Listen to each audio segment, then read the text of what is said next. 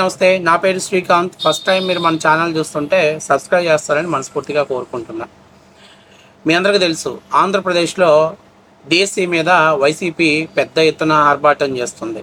కొంతమంది డిఎస్సి అభ్యర్థుల్ని ఆయన ఆఫీస్కి పిలిపించుకొని వాళ్ళ చేత ఏదో ముక్కుబడిగా కొన్ని పాఠాలు చెప్పి నేను మీకు అండగా ఉంటాను, మీకోసం పోరాటానికి ఒక కమిటీ వేస్తున్నానని చెప్తున్నాడు. అయితే న్యాయస్థానంలో ఫైట్ చేయాల్సింది, అసెంబ్లీలో మాట్లాడాల్సింది కేవలం ఆయన తాడేపల్లి ప్యాలెస్లోనూ సాక్షి పేపర్కి మాత్రమే పరిమితమైనటువంటి పరిస్థితి కనపడుతుంది. అసలు జగన్ తనకి బహుశా మతిమరుపు జబ్బుందో ఏమో నాకు తెలియదు, కానీ ఎందుకంటే ఆయన కేంద్ర ప్రభుత్వం గైడ్లైన్స్, సుప్రీంకోర్టు వాళ్ళు ఇచ్చినటువంటి గైడ్లైన్స్ దృష్ట్యా జీవో నెంబర్ 77 హారిజోంటల్ రిజర్వేషన్ మీదకనే డిఎస్సి నోటిఫికేషన్ రిలీజ్ చేశారు. అసలు హారిజంటల్ రిజర్వేషన్ అంటే ఏంటి, వర్టికల్ రిజర్వేషన్ అంటే ఏంటి అనేటువంటిది పాపం బహుశా జగన్మోహన్ రెడ్డికి తెలియకపోవచ్చు. అందువల్లే కొంతమంది వ్యక్తులను అక్కడ తీసుకొచ్చేసి నాకు మెరిట్ లిస్ట్ ఉన్నా కూడా నాకు ఉద్యోగాలు ఇవ్వట్లేదని చెప్పేసి వాటికి సంబంధించినటువంటి ఆధారాల్ని వాళ్ళు అక్కడ తన సాక్షి కథనాలలో ఫుంకానులుగా రాస్తున్నారు.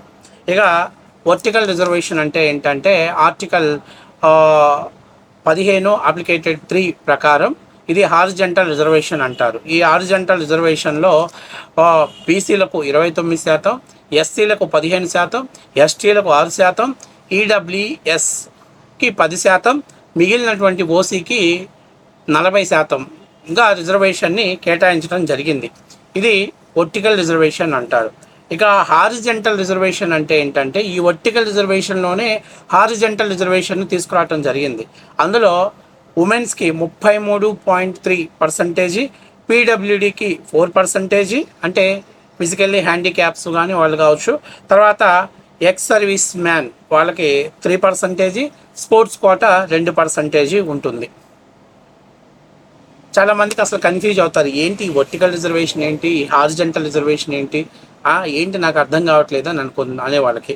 అందులో ఉదాహరణ నేను ఏం చెప్తున్నానంటే మీకు ఒక చిన్న ఎగ్జాంపుల్ చెప్తా. వర్టికల్ రిజర్వేషన్లో ఎలా వస్తాయి, హారిజంటల్ రిజర్వేషన్లో ఎలా వస్తాయని దానికి ఒక ఉదాహరణ చెప్తా. వర్టికల్ రిజర్వేషన్ అంటే ఏంటి, హారిజంటల్ రిజర్వేషన్ అంటే ఏంటి అని చాలామంది కన్ఫ్యూజన్ ఉంటుంది, అసలు ఎవరికి అర్థం కాదు. అందువల్ల జగన్మోహన్ రెడ్డి తనకి కూడా తెలియదు పాపం, ఎందుకంటే ఆయనకు అంత సబ్జెక్టు అంత నాలెడ్జీ లేదు. ఆయనకు సబ్జెక్టు నాలెడ్జీ ఉంటే జీవో నెంబర్ 77 ద్వారా హారిజంటల్ రిజర్వేషన్ మీదనే ఉద్యోగ కల్పనిస్తారని నోటిఫికేషన్ ఇచ్చింది జగన్మోహన్ రెడ్డి. కానీ జగన్మోహన్ రెడ్డికి అంత సబ్జెక్ట్ లేదు, నాలెడ్జీ లేదు. సరే, వర్టికల్ రిజర్వేషన్లో అంటే ఏంటి, హారిజంటల్ రిజర్వేషన్ మధ్య తేడా ఏంటి అనే దానికి చిన్న ఉదాహరణ చెప్తాను, వినండి. ఇప్పుడు ఒక ఓసీలకి 30 పోస్టులు ఉన్నాయనుకోండి. ఆ 30 పోస్టుల్లో వర్టికల్ రిజర్వేషన్లో ఎలా ఉంటుంది, హారిజంటల్ రిజర్వేషన్ ఎలా ఉంటుందో చూపిస్తాను. వర్టికల్ రిజర్వేషన్లో 30 పోస్టులు ఉంటే 20 పోస్టులు ఓసీ జనరల్ ఉంటుంది, 10 పోస్టులు ఉమెన్స్కి ఉంటుంది. ఓకేనా? అంటే 1 నుంచి 20 ర్యాంకులు వచ్చిన ప్రతి ఒక్కరికి అందులో ఎంతమంది అయినా పురుషులు ఉండొచ్చు, ఆడవాళ్ళు ఉండొచ్చు, ఇంకెవరైనా ఉండొచ్చు. అంటే 1 నుంచి 20 పోస్టుల్లో ఎంతమంది ఉన్నా కూడా 20 మందికి రిజర్వేషన్ కోటా కింద వెళ్ళిపోతుంది. అయితే మిగిలినటువంటి 10 పోస్టులు డెఫినెట్లీగా ఆ 10 పోస్టులు మహిళలకు మాత్రమే ఉంటుంది. అంటే 1 నుంచి 20 వరకు ఉన్నటువంటి పోస్టుల్లో ఆడవాళ్ళు ఒకవేళ 10 మంది ఉన్నా, మగవాళ్ళు 10 మంది ఉన్నా అక్కడ 10 సీట్లు వాళ్ళకి వెళ్ళిపోతాయి, జాబ్లు వెళ్ళిపోతాయి. ఆ తర్వాత నుంచి ఎవరైతే 20 నుంచి అంటే 21 నుంచి ఒక 100 ర్యాంకుల మధ్యలో ఒక 10 మంది మహిళలే ఉన్నారనుకోండి, ఆ 10 మంది మహిళలకి మళ్ళీ రిజర్వేషన్ కోటా ప్రకారం వాళ్ళకు ఉద్యోగాలు వస్తాయి. అంటే ఆల్రెడీ అక్కడ 10 సీట్లు వచ్చాయి, 10 జాబ్లు వచ్చాయి. మళ్ళీ వర్టికల్ రిజర్వేషన్లో 21 నుంచి 100%లో 10 మంది సభ్యులున్న 10 మంది మహిళలకి ఉద్యోగాలు వస్తాయి. సో దీనివల్ల ప్రతిభ కలిగినటువంటి వాళ్ళు దెబ్బతింటున్నారు, నష్టపోతున్నారని చెప్పి సుప్రీంకోర్టు తలుపు తట్టడం జరిగింది.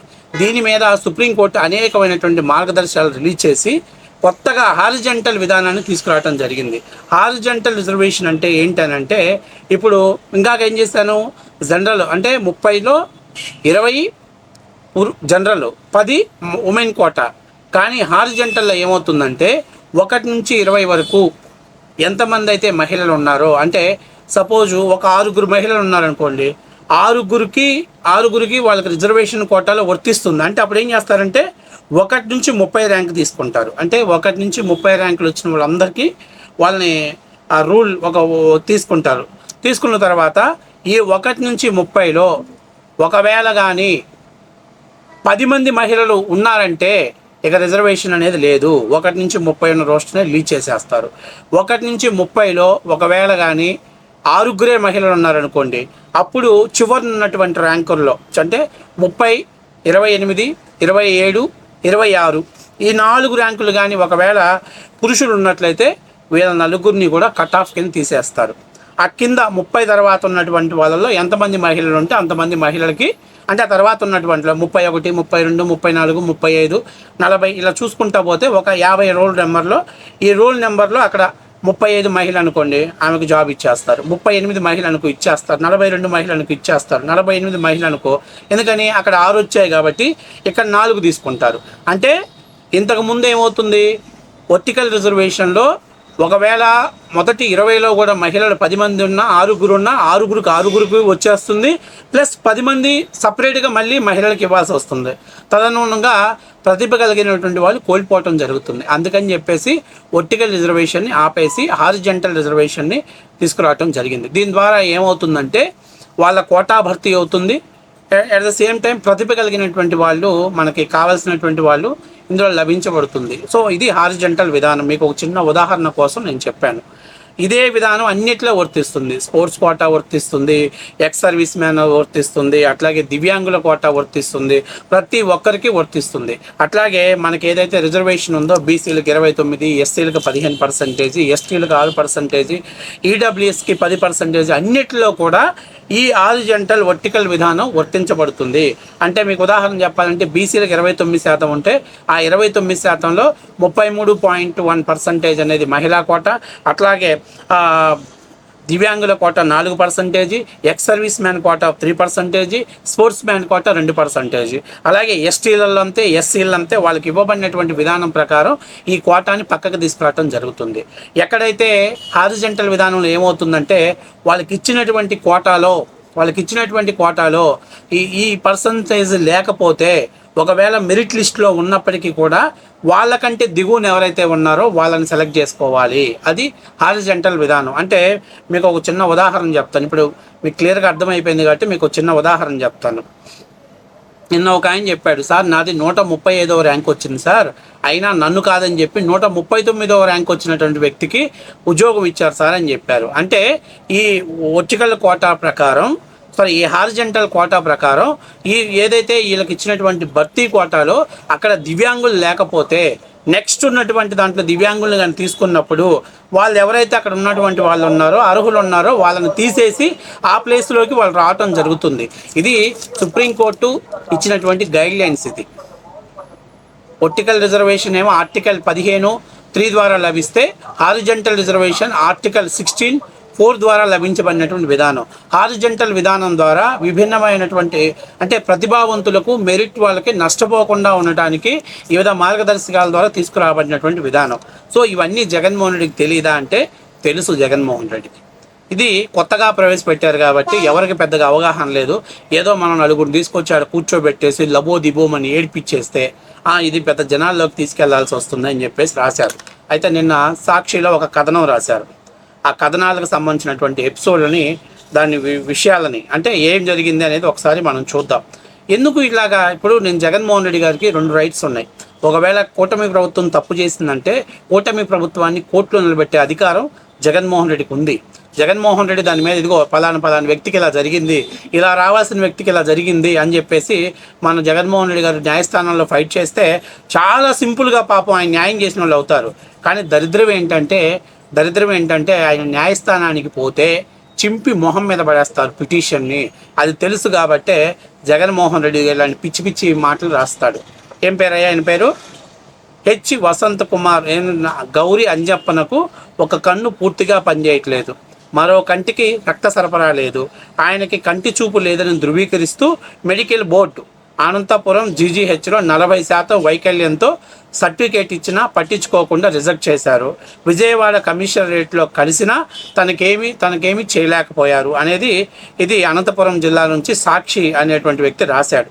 సరే, ఒకసారి దాని మీద అసలు ఆయన ఇచ్చింది ఎంతవరకు కరెక్ట్ అనేది ఒకసారి మనం చూద్దాం. అంటే ఎందుకంటే ఇట్లా రాయటం అనేది మనోళ్ళకి సిగ్గు శరం అనేది లేదు అనేది వాస్తవ విషయం.